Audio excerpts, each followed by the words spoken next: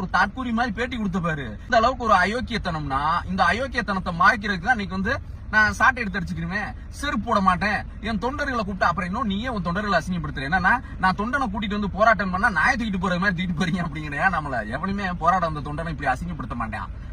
ஏன் நம்மள அதாவது வீட்டுல உன் கூட 4 பேர் உட்கார்றாங்க பாரு பேட்டி கொடுக்கும்போது அவங்ககிட்ட கேளு, நிஜமாவே அவங்க வீட்டுல இருக்க லேடிஸ் அவங்கள தான் சாட்டையால அடிக்குங்க. ஏன்டா அப்படி ஒரு தற்குறி பயலுக்கு கூட பின்னாடியே போய்கிட்டு இருக்கீங்களேடா அப்படின்னு சொல்லிட்டு. அண்ணாமலை எங்க தலைவர் பெண்களுக்கு எதிராக குற்றம் அப்படின்னா உடனடியா நடவடிக்கை எடுப்பார். சரியா? நீ இந்தியால வேற எந்த முதலமைச்சரும் ஏன் பிரதமர் நரேந்திர மோடி கூட அந்த துணிச்சல் கிடையாது. விளையாட்டு வீராங்கனை வினேஷ் போகத்துக்கு எதிராக பாலியல் குற்றச்சாட்டுக்கு ஆளான பிரிஜ்பூஷன் சிங் மேல என்ன நடவடிக்கை எடுத்தார் நரேந்திர மோடி?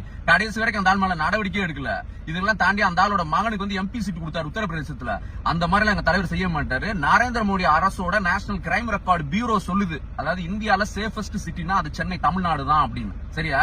அதனால எங்க ஒரு குற்றம் நடந்துச்சுன்னா அது உடனடியா நடவடிக்கை எடுப்பாரு என் தலைவர். திருந்த பாரு நம்மள.